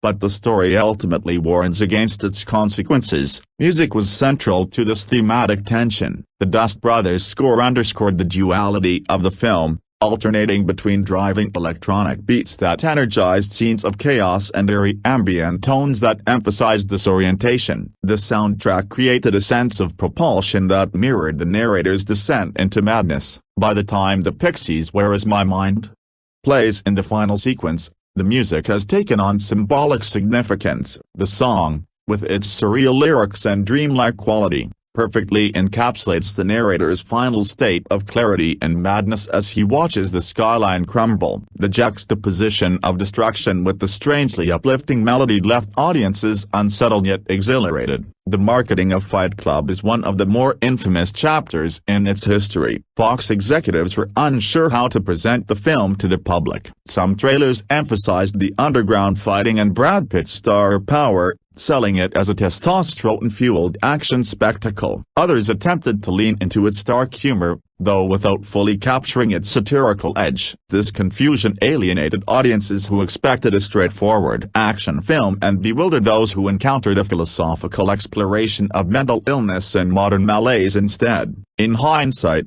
this mismatch between marketing and content explains the film's weak initial box office performance. It wasn't until audiences discovered the film on their own terms through DVD and television broadcasts that it began to find its true following. The afterlife of Fight Club has been so significant that it's often cited as one of the first films to benefit from the DVD cult phenomenon. Its popularity in home viewing far exceeded its theatrical success. For many viewers, owning Fight Club was as much about having access to the film as it was about the extensive special features, which set a new standard for DVD releases. The multiple commentaries, including those by Fincher and the cast, offer deep insight into the creative process, transforming the DVD into a teaching tool for aspiring filmmakers and a treasure trove for devoted fans. The rise of internet discussion forums in the early 2000s amplified this effect, allowing fans to dissect the film's themes, hidden details, and philosophical implications in ways that were not possible during its theatrical run. The academic attention given to Fight Club further solidified its cultural stature. Scholars from fields as diverse as psychology, philosophy, gender studies, and media studies have analyzed it extensively. Some frame it as a critique of what they call the crisis of masculinity, suggesting that it reflects men's struggles to find meaning in a world where traditional roles had been destabilized. Others emphasize its postmodern playfulness, pointing to its self-reflexive techniques and subversive narrative structure. Still others focus on its critique of late capitalism, interpreting the narrator's rejection of consumer goods as a metaphor for broader societal dissatisfaction. The richness of these interpretations demonstrates the film's complexity and its capacity to speak to multiple audiences in different ways. Over time, Fight Club has been embraced not only as a cult classic but as one of the most influential films of its generation. Its influence can be seen in the visual style of other films, the emergence of anti-hero protagonists in television dramas, and the continued fascination with stories that blur the line between reality and imagination. The language of Fight Club, its quotes, its rules, its imagery has seeped into everyday conversation, often divorced from its original context. This cultural ubiquity is both a testament to its impact and a reminder of how easily satire can be misinterpreted. By the 2010s, Fight Club's legacy was firmly established. Polls of critics and audiences consistently ranked it among the best films of the 1990s. Its reputation shifted from controversial misfire to essential masterpiece. Chuck Palahniuk himself embraced the film's reinterpretation of his work, later writing a comic book sequel that expanded on the characters and themes. While not universally praised, the existence of a sequel in another medium demonstrates the lasting fascination with the world of Fight Club. Even memes and internet culture have ensured its continued relevance. Jokes about the first rule of Fight Club appear in contexts as varied as sports commentary, online forums, and political debates. The film's imagery is endlessly repurposed, from Tyler Durden's anarchic speeches to the soap bars bearing the title logo. This transformation of Fight Club into a meme factory might dilute some of its philosophical weight, but it also keeps it alive in popular consciousness. Few films have achieved this balance of intellectual seriousness and mass-market memeability. In reflecting on Fight Club decades after its release, one cannot help but marvel at how a film initially dismissed as too violent and nihilistic has become a cornerstone of modern cinematic discourse. It is a film that has aged with its audience, continuing to provoke, disturb, and inspire. Its exploration of identity, consumerism, and rebellion remains as relevant as ever, particularly in an era where digital life and social media have intensified the very anxieties it first captured at the turn of the millennium. As Fight Club moved into the new millennium, its reputation underwent a remarkable transformation. Films often fade from conversation once their initial box office run concludes, but Fight Club instead grew stronger in memory, achieving the rare status of being more alive in cultural afterlives than in its theatrical moment. This paradox is essential to understanding why it has endured. The very things that made it controversial or difficult upon release became the qualities that gave it lasting power. Audiences who discovered it later through DVDs, streaming platforms, or late-night screenings often experienced it as a personal revelation. A film that spoke directly to hidden frustrations or unarticulated desires. In this sense, Fight Club became less of a movie and more of a cultural initiation ritual, something discovered at the right age and carried forward as a marker of identity. The early 2000s were fertile years for the growth of Fight Club's cult. DVD ownership had become a widespread phenomenon, and the film was one of the medium's most elaborate packages, with Fincher including multiple commentaries that provided radically different perspectives. In one, he discussed his directorial intentions and aesthetic choices, offering insights into lighting, editing, and thematic concerns. In another, Pitt, Norton, and Bonham Carter offered humorous anecdotes and reflections on the grueling shoot, giving fans a sense of intimacy with the stars. For audiences hungry to peek behind the curtain of Hollywood, Fight Club became a textbook on modern filmmaking as well as a work of art. This dual function as both movie and film school further cemented its position in the canon of cult classics. The rise of internet forums like early message boards, Reddit's precursors, and fan websites gave the film a second life. Users dissected every frame for hidden details, Tyler's subliminal flashes, the Starbucks cup that appears in nearly every scene, and the deeper meaning of Marla's ambiguous role. These discussions often extended beyond the film itself, delving into philosophy, psychology, and politics. For many fans, Fight Club was their introduction to critical thinking about media. It spurred debates about what it meant to live in a consumer-driven society, about the dangers of idolizing charismatic figures, and about the fine line between satire and glorification. In this way, the film's legacy was not only cinematic but intellectual, functioning as a catalyst for conversations that extended into classrooms, living rooms, and online communities. The performances of the lead actors also continued to resonate in their careers. Edward Norton, known for his chameleonic intensity, found Fight Club to be one of his defining roles, one that showcased his ability to embody fragility and menace simultaneously. His narrator is pathetic yet sympathetic, a man we pity even as we cringe at his decisions. For Norton, the film reinforced his reputation as an actor who could balance complexity with accessibility, someone capable of carrying a deeply psychological story. Brad Pitt, by contrast, used the role of Tyler Durden to challenge his status as a Hollywood heartthrob. Pitt had already achieved global stardom, but Fight Club allowed him to reinvent himself as a risk-taker, willing to subvert his own image by playing a character who was magnetic yet monstrous. This duality defined much of Pitt's subsequent career, as he continued to alternate between blockbuster roles and experimental projects. Helena Bonham Carter, meanwhile, found Marla Singer to be a departure from period dramas and gothic roles. Her sardonic, razor-sharp presence in Fight Club demonstrated her versatility, paving the way for more eclectic roles in both independent and mainstream films. The craftsmanship of Fight Club also left a lasting mark on filmmaking. Fincher's use of digital techniques was ahead of its time, foreshadowing the ways technology would reshape cinema in the coming decades. The camera swooping into microscopic spaces, the rapid-fire CGI transitions, and the playful manipulation of cinematic form would influence a new generation of filmmakers experimenting with visual storytelling. The editing rhythms, too, became touchstones for a style of filmmaking that blurred the line between music video energy and narrative cinema. Sound design, particularly the exaggerated realism of the fight sequences, inspired subsequent directors to pursue more immersive and unsettling audio approaches. Beyond the technical and artistic legacy, the themes of Fight Club grew even more relevant in the years following its release. The early 2000s saw the rise of internet consumer culture, the explosion of advertising, and the intensification of corporate branding. In this environment, the film's critique of consumerism took on renewed urgency. The narrator's lament about working a meaningless job to buy furniture he didn't need mirrored the growing disillusionment of a generation raised in a culture of endless marketing. The idea that the things you own end up owning you felt prescient in a world increasingly dominated by technology,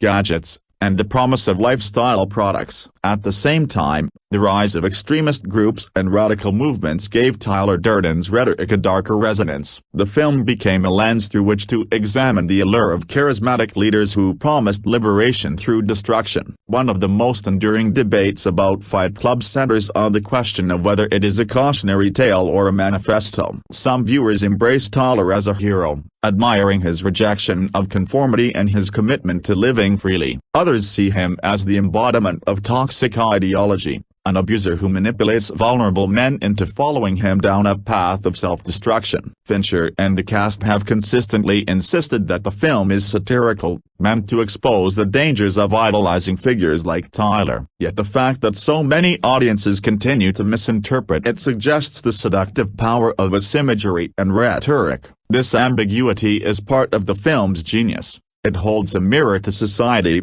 showing both the appeal and the danger of rebellion without offering easy answers. The 2000s also brought renewed academic interest in masculinity studies, and Fight Club was often cited as a central text. The film's portrayal of emasculated men seeking purpose in violence resonated with scholarly discussions about the crisis of male identity in a post-industrial, consumer-driven world. Critics noted how the film depicted the fragility of modern masculinity, simultaneously critiquing and indulging its fantasies. For some, Fight Club was a warning against the dangers of male violence. For others, it was a nuanced exploration of how men grappled with their roles in a changing society. Either way, it became a cultural shorthand for conversations about what it meant to be a man at the turn of the millennium. Fight Club's influence extended into unexpected arenas. Advertisers borrowed its imagery and rhetoric, ironically using its anti-consumerist message to sell products. Fashion designers drew inspiration from Tyler Durden's eclectic,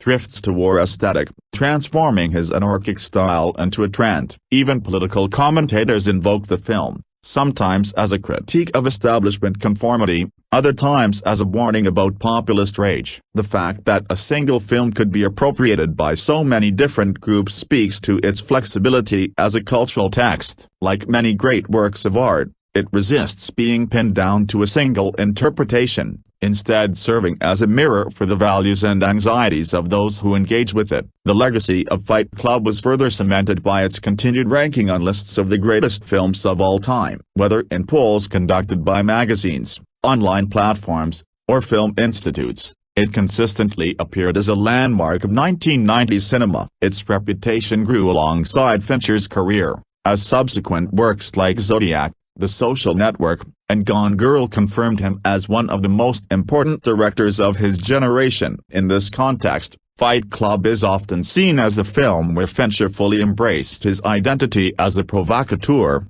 willing to test the limits of mainstream cinema while crafting works of striking visual precision. Culturally, the film's quotes became embedded in daily speech. The rules of Fight Club were parodied endlessly, showing up in television shows, cartoons, and even political speeches. Lines like "You are not your job" or "It's only after we've lost everything that we're free to do anything" were repeated so often they became slogans, detached from their original context. This decontextualization has sparked debates among fans and scholars alike. Does the repetition of Knowles' words dilute the film's satire, or does it demonstrate its lasting resonance? In either case, the fact that these lines endure at all speaks to the way Fight Club has infiltrated collective consciousness. As the 2010s gave way to the 2020s, Fight Club continued to inspire new waves of interpretation. In an era dominated by social media, identity politics, and economic inequality, the film's themes of alienation and rebellion remained pressing. Younger audiences discovering the film for the first time found it relevant to their own struggles with identity in a hyper-connected world. The narrator's insomnia, his feelings of unreality, and his desire to escape the artificiality of modern life resonate strongly in an age of smartphones and constant surveillance. At the same time, the film's depiction of male-dominated spaces and its sometimes problematic treatment of women came under renewed scrutiny. Critics re-examined Marla Singer's role, noting how she was often sidelined in a story focused on men's existential crises. This feminist critique added another layer to the conversation, demonstrating that Fight Club continues to evolve with cultural debates. The endurance of Fight Club proves that it is not merely a film but a cultural touchstone. Its lasting impact comes not from a single interpretation but from the plurality of meanings it inspires. It is a movie that can be embraced by rebels and academics, parodied by comedians and invoked by politicians, critiqued for its dangers and celebrated for its artistry. It embodies the contradictions of modern culture, where art is simultaneously consumed, commodified, and reinterpreted. Fight Club's very ambiguity ensures that it will never fully belong to one generation or ideology. It will always be rediscovered, reinterpreted, and re-argued. The continued cultural life of Fight Club demonstrates how some films, regardless of their initial box office fortunes, evolve into permanent fixtures of discussion and identity across decades. Unlike movies that are bound to their release year or tied closely to passing fads, Fight Club remains perpetually contemporary because the anxieties it depicts are elastic enough to adapt to each new cultural context. In the late 1990s, it reflected generational malaise about meaningless corporate jobs, consumer debt, and the hollow promises of materialism. In the early 2000s,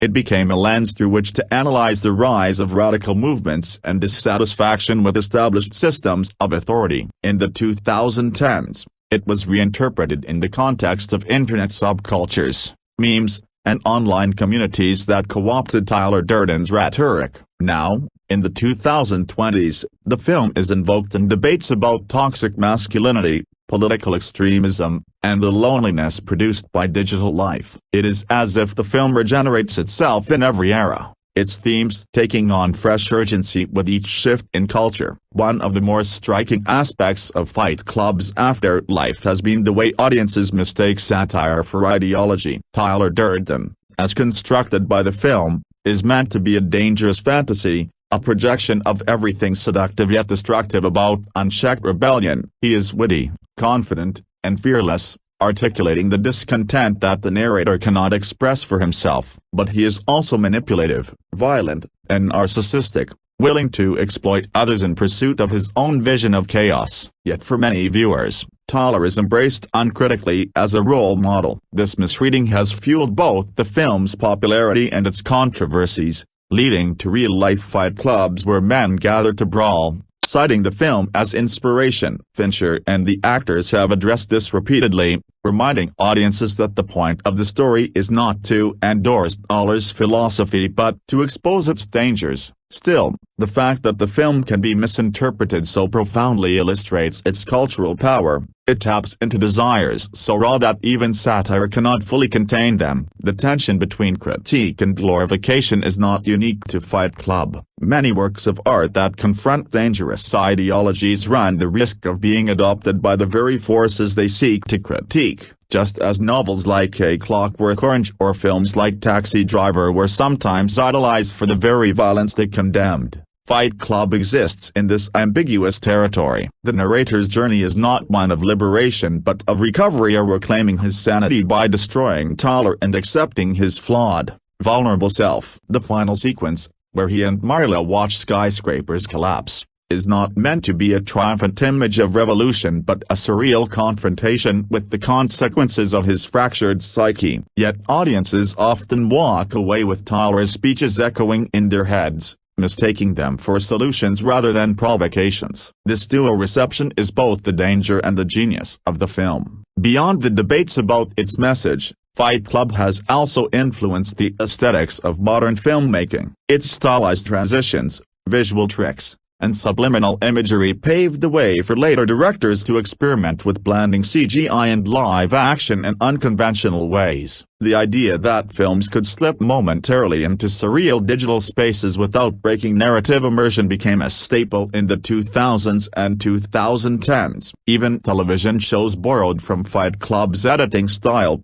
using quick cuts, voice-over narration, and unreliable perspectives to heighten storytelling. In this sense, Fight Club did not just reflect cultural anxieties but actively reshaped the language of visual media. The performances also stand as enduring testaments to the actor's willingness to take risks. Norton's portrayal of the narrator is a delicate balancing act of cynicism, humor, and vulnerability. He manages to be both the audience's surrogate and its cautionary tale, embodying a man who is painfully ordinary yet capable of extraordinary delusion. Pitts Tyler is among the most iconic characters of his career, a performance that gleams with charisma even as it curdles into menace. Their interplay is one of the film's great achievements, a chemistry so palpable that it sustains the illusion of two characters until the twist reveals them as one. Bonham Carter, meanwhile, delivers one of her most memorable roles, grounding the story in emotional truth even as the men around her spiral into ideology and violence. Without her sardonic presence, the film might have collapsed into abstraction, but she ensures that there is always a human anchor. The critical reappraisal of Fight Club over the years has been dramatic. What was once derided as juvenile or irresponsible is now frequently ranked among the best films of the 1990s and even the greatest films of all time. Critics who once dismissed it have revisited it with fresh eyes, recognizing its layers of irony and its sharp satire of late capitalist malaise. Film scholars point to its self-reflexive qualities, its play with unreliable narration, and its subversive humor as evidence of its sophistication. This transformation in reputation mirrors the way other films, such as Blade Runner or The Shining, found their true audiences long after theatrical release. Some films are simply ahead of their time, and Fight Club fits squarely into that category. The box office story of Fight Club remains a fascinating case study in how initial reception does not necessarily determine cultural impact. With a production budget in the range of $60 to $70 million, the film was considered a financial disappointment in its theatrical run. barely recouping costs domestically. International grosses helped somewhat, but it was still seen as underperforming compared to expectations. Yet its home video sales turned it into a juggernaut, one of the best-selling DVDs of its era. This shift from box office disappointment to home entertainment triumph underscores the changing ways audiences consumed media at the turn of the millennium. It also highlights how certain films require time, discussion, and repeat viewings to reveal their value. Academically, the film continues to be dissected through multiple lenses. Psychoanalytic readings focus on the narrator's dissociation and the construction of Tyler as a projected ego ideal. Marxist critiques highlight the rebellion against consumer culture and the critique of capitalist alienation. Feminist readings interrogate the treatment of Marla and the overwhelmingly male-centered narrative. Postmodern theory examines its play with reality, narrative form, and the instability of identity. The fact that Fight Club lends itself to so many frameworks is a testament to its richness as a text. It resists closure, always offering new angles of interpretation. The influence of Fight Club on internet culture deserves special attention. Few films have been so thoroughly absorbed into the digital meme economy. The first rule of Fight Club has become one of the most quoted lines in pop culture, often used to describe anything kept secret, no matter how trivial. Tyler Durden's speeches are endlessly clipped, remixed, and shared online, sometimes stripped of irony to serve as motivational mantras, other times mocked as examples of over-serious rebellion. The film's imagery, bloodied faces, soap bars, collapsing buildings, circulates in countless memes. This transformation into digital shorthand ensures its continued relevance but also raises questions about how its meanings mutate in the process. A satirical critique can easily become a recruitment tool when removed from context, a danger that has followed Fight Club into the internet age. Despite all the reinterpretations, misinterpretations, and parodies, what grounds Fight Club is its artistry. Fincher's direction, Cronenberg's cinematography, Hagen's editing, Uhl's screenplay, and the Dust Brothers' music combine to create a work that is formally daring as well as thematically rich. Even viewers who disagree about its message often agree that it is technically masterful. Its visual style, narrative structure, and sound design continue to influence filmmakers and captivate audiences. This is why it remains a staple of film schools and academic syllabi, not just a pop culture artifact but a legitimate work of cinematic innovation. As the decades pass, Fight Club will likely continue to evolve in meaning. Future generations may see it less as a portrait of late 1990s disillusionment and more as a prophetic text anticipating the fragmentation of identity in the digital era. Already, its themes resonate with discussions about social media addiction, influencer culture, and the commodification of authenticity. The narrator's struggle to reconcile his emptiness with the promises of consumer society looks eerily similar to the way people curate perfect lives online while feeling hollow inside. Tyler's rhetoric about rejecting conformity mirrors the way online subcultures claim to rebel while often creating new forms of conformity. In this sense,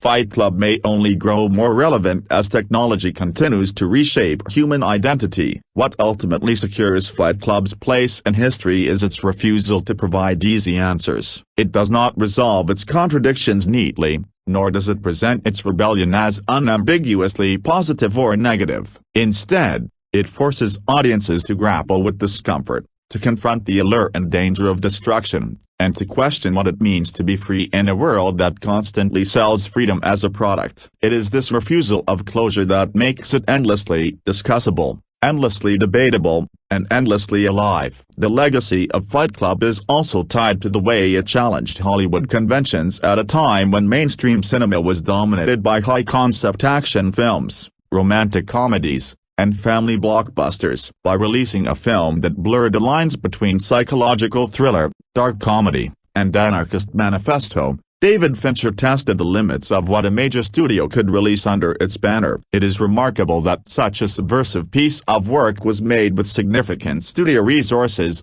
given how its themes openly critiqued the very system financing it. The fact that a film so anti-corporate was produced and distributed by a corporate entity is itself a paradox that reflects the film's layered ironies. It became a case study in how countercultural messages are packaged and sold by the systems they oppose, a contradiction that has fascinated critics and audiences alike. In terms of global reception, Fight Club took on different shades of meaning depending on the cultural context. In Western countries, particularly the United States and parts of Europe, it was seen primarily as a critique of consumer culture and masculinity. In other regions, however, audiences related to its broader themes of alienation and disillusionment. The universality of its central question of what does it mean to live authentically in a world that sells identities and lifestyles? Allowed it to cross cultural barriers. Yet the level of controversy also varied in some markets. The film was censored or heavily edited, particularly its final scenes of destruction. These international responses highlight how Fight Club was not just a Western phenomenon but a global one, sparking conversations across diverse societies about the pressures of modernity. The film's endurance in academic spaces is a testament to its complexity. In university courses on film studies, psychology, literature, and philosophy, Fight Club often appears on syllabi as a modern classic worthy of close reading. Its unreliable narrator makes it a prime example for discussions on narrative structure, while its anarchic philosophy serves as fertile ground for ideological critique. Students are encouraged to debate whether the film celebrates or critiques Toller's ideology, whether Marla is a victim or an agent, and whether the ending signifies collapse or rebirth. Few films released in the late 1990s have achieved this level of academic prominence,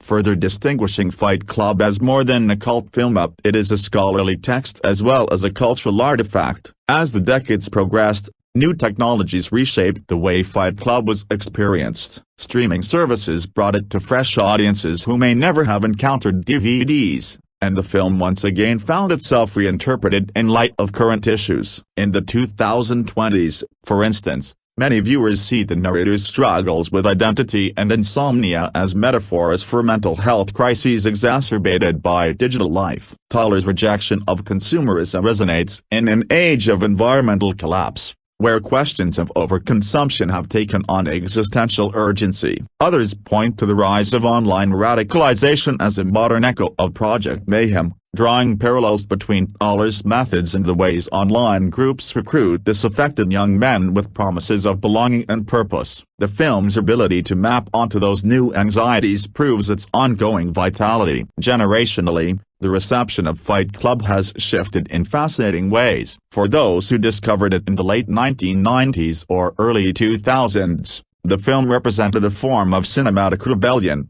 a rejection of cultural complacency. For younger viewers encountering it decades later, it often reads differently, less as a manifesto and more as a cautionary tale about toxic ideology and the fragility of identity. This generational divide is productive, as it shows how the film refuses to be fixed in meaning. Each cohort finds something different within it, shaped by their unique historical context. This dynamic ensures that Fight Club never feels like a relic but instead like a living, breathing text that grows alongside its audience. The artistic and commercial aftershocks of Fight Club can be felt in the trajectory of David Fincher's career. Following the film, he became known for his meticulous, uncompromising vision, directing works such as Panic Room, Zodiac, The Social Network, The Girl with the Dragon Tattoo, and Gone Girl. Many of these films share Fight Club's DNA, a fascination with obsession, identity, and the darker currents of human behavior. Fincher's reputation as one of the most important directors of his generation is inseparable from the gamble he took with Fight Club,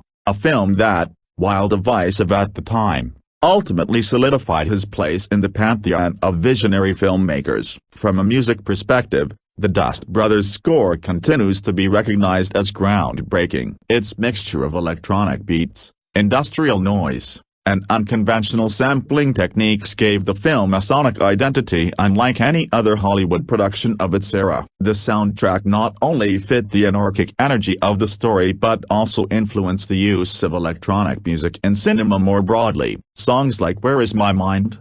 By the Pixies, used during the climactic finale, became cultural anthems tied inextricably to the film's imagery. These musical choices continue to reverberate in pop culture, frequently referenced in advertisements, television shows, and even political campaigns. The conversation about Fight Club and its meaning is unlikely to ever reach consensus, and perhaps that is its greatest strength. It is a film designed not to soothe but to provoke, not to offer answers but to raise uncomfortable questions. In doing so, it has carved a space for itself in the cultural imagination that very few films ever achieve. Its enduring relevance lies not only in what it says about consumerism, masculinity, or identity but also in its ability to reflect the anxieties of whatever era it is viewed in. Each new decade reactivates Fight Club, breathing fresh life into its questions and controversies. Ultimately, the story of Fight Club is the story of a film that transcended its moment of release to become a cultural phenomenon of lasting significance. From its troubled box office debut to its resurrection as a cult classic, from its misinterpretations as a manifesto to its re-evaluations as satire, from its influence on filmmaking to its presence in internet culture, it stands as a work that refuses to fade. Its contradictions are its strength, its provocations its legacy. Whether admired, condemned, celebrated, or misunderstood, Fight Club continues to fight for relevance, long after its first punch landed in 1999. Even as Fight Club has settled into its place as one of the most discussed films in modern cinema, the debates surrounding it show no sign of diminishing. Each new cultural shift seems to cast the story in a slightly different light, proving that it has not only aged well but has grown richer with time. The way it has moved from controversy to canon mirrors the very themes that explore as a destruction giving way to creation, chaos leading to clarity. At its core, the film is about identity and the fragile structures we build to give our lives meaning, and that subject is timeless. One way to appreciate the film's endurance is to examine the way it is continually invoked in other works of media. Countless television shows, from animated sitcoms to gritty dramas, have parodied or referenced the infamous rules of Fight Club. Video games, comic books, and novels nod to its imagery and language, using it as shorthand for secrecy, rebellion, or identity conflict. The fact that these references remain instantly recognizable decades after release shows how deeply the film's lexicon has embedded itself into popular consciousness. It has joined the ranks of cultural touchstones like The Godfather, Star Wars, or The Matrix, works that transcend their medium to become part of everyday speech and imagery. The film's role in the broader conversation about toxic masculinity has become particularly urgent in recent years. While some early viewers celebrated Tyler as a figure of liberation, contemporary critics are more likely to emphasize how his ideology represents a dangerous distortion of masculinity. This reading sees Fight Club not as a celebration of male rebellion but as a deconstruction of the ways patriarchal culture leaves men feeling unread and angry, often turning to violence in search of meaning. In this sense, the film has proven remarkably prescient, anticipating debates about online radicalization, incel culture, and the crisis of male identity in the 21st century. By holding a mirror to these issues long before they exploded into public discourse, Fight Club once again affirms its relevance. Another element that ensures the film's ongoing vitality is its refusal to resolve its contradictions. Unlike more conventional narratives, it does not end with a clear moral or a definitive victory. The narrator may have defeated Tyler by embracing his fractured self, but the world around him literally collapses in the process. This ambiguous conclusion invites interpretation. Is it a hopeful sign of rebirth, or a chilling vision of destruction? Is Marla the salvation that anchors the narrator, or is she simply a witness to his continued instability? These unanswered questions make the film perpetually open-ended, encouraging viewers to return again and again in search of meaning that is always just out of reach. From a filmmaking standpoint, the movie remains an exemplar of craft. Its cinematography is studied for its ability to blend grimy realism with stylized surrealism, its editing for its sharp rhythm and subversive tricks, and its sound design for its raw physicality. Aspiring filmmakers look to Fight Club as a blueprint for how to push boundaries within a studio system without losing coherence or artistry. Its commentary tracks behind-the-scenes documentaries, and storyboards have become essential resources for students of cinema. In this way, the film's influence is both artistic and pedagogical, shaping the next generation of storytellers. Perhaps the greatest testament to Fight Club's power is the way it has resisted commodification even as it has been commodified. Studios have sold it on DVD, Blu-ray, streaming, and merchandise. Brands have borrowed its style to sell clothing, perfume, and even cars, yet the core of the film remains a critique of the emptiness of consumption. This irony is not lost on audiences, and in fact it deepens the film's meaning. To consume Fight Club as a product is to participate in the very cycle it critiques, a paradox that mirrors the narrator's own entrapment in the system he despises. Rather than diluting the message, this irony ensures the film remains relevant, a permanent reminder of how rebellion itself can be commodified. The cultural resonance of Fight Club also speaks to the universal human struggle with identity. At some level, everyone has felt the dissonance between the self presented to the world and the self experienced internally. The narrator's dissociation, his creation of Tyler as a way of coping with his dissatisfaction, is a dramatization of a common psychological reality. People create personas, alter egos, and masks, so whether online or in daily life, in order to navigate the pressures of modern existence. In this sense, the film is less about violence or anarchy than about the fragility of the self, a theme that transcends time and culture. Looking ahead, there is little doubt that Fight Club will continue to be a subject of study, debate, and reinterpretation. Its position in the canon of modern cinema is secure, and its relevance seems only to grow as society grapples with new iterations of the same issues it dramatized in 1999. In a world increasingly dominated by digital identities, economic instability, and social unrest, the story of a man who invents an alter ego to give meaning to his empty life feels less like a relic of the past and more like a prophecy of the present. Each new generation will find its own Tyler, its own Marla, its own way of understanding the collapse of the skyline at the end. In the end, Fight Club has achieved what few films ever do. It has become a living text, one that continues to fight for significance in every era. It remains a mirror of our contradictions, our desires, and our fears. It is not a film that offers comfort or resolution, but one that unsettles and provokes, challenging us to question the stories we tell ourselves about who we are. Whether embraced as satire, misread as manifesto, or revisited as psychological allegory, it endures because it refuses to die. Like Tyler Durden himself, it keeps returning, reappearing in new forms, forcing us to confront the uncomfortable truth: the fight is never really over.